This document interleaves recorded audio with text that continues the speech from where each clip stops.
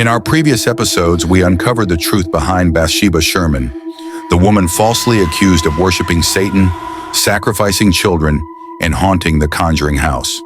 For years, she was defamed by her village and wrongfully remembered as the evil presence tormenting the Perron family.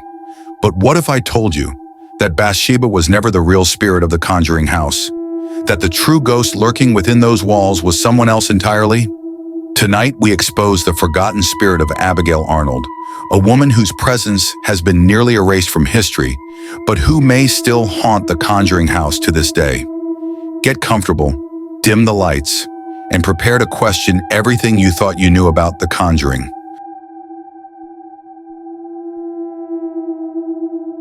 For years, the name Bathsheba Sherman has been synonymous with evil. In The Conjuring, she is a powerful witch who made a pact with the devil, sacrificed her newborn to Satan, and hanged herself in a twisted display of devotion. The film suggests that her tormented soul remained bound to the land, cursing anyone who dared to live in the house. But what if I told you that nearly everything the movie claimed about Bathsheba was false? Bathsheba Sherman was born Bathsheba Thayer in 1812. She later married Judson Sherman, a farmer, and lived in a completely different property miles away from the Conjuring House. While rumors swirled that Bathsheba murdered an infant in her care, there was never any evidence to support this claim. In fact, no records indicate that she was ever charged with a crime. So if Bathsheba never practiced witchcraft, and she never lived in the Conjuring House, why was she blamed for the hauntings? One theory suggests that Bathsheba was a scapegoat, her name twisted and her reputation destroyed by villagers who feared what they didn't understand. Another possibility? That the Perron family misidentified the spirit haunting them, and the real ghost was someone else entirely. While Bathsheba Sherman never lived in the Conjuring House, one woman did.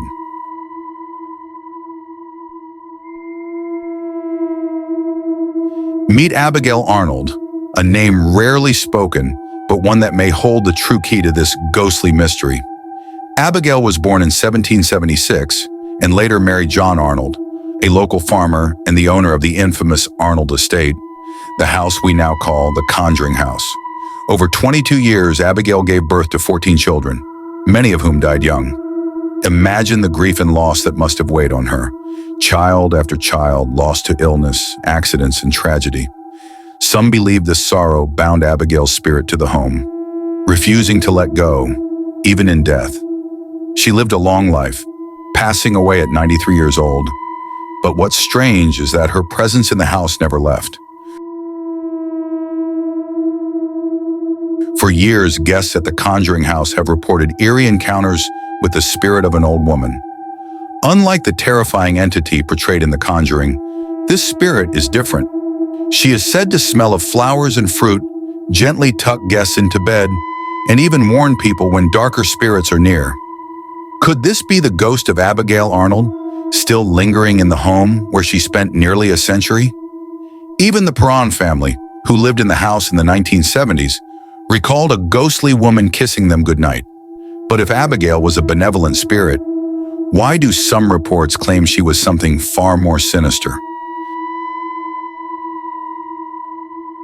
This is where history gets murky. Andrea Perron, the eldest daughter of the Perron family, initially blamed Bathsheba for the hauntings. But over the years, her claims shifted. In her later books, she described the main entity attacking her mother as a woman with a broken neck, a detail that doesn't match Bathsheba's death, but instead sounds eerily similar to another woman, Susan Arnold. Andrea Perron later recounts a chilling experience her mother Carolyn had in the barn. A hand scythe, which had been securely hanging from a beam, suddenly dislodged itself and began spinning in midair. Witnessing this eerie phenomenon, Carolyn could only watch as the scythe hovered for a few moments before hurtling toward her. It struck her neck and shoulder, but fortunately, she was wearing a thick leather jacket that absorbed most of the impact. Years later, Carolyn learned about Susan Arnold, a woman who had allegedly taken her own life by hanging from that very same beam in the barn. An obituary from the Herald dated 1866 details the death of Susan Arnold, wife of John Arnold. According to the account, John had been climbing the stairs when he noticed that the storeroom door was locked.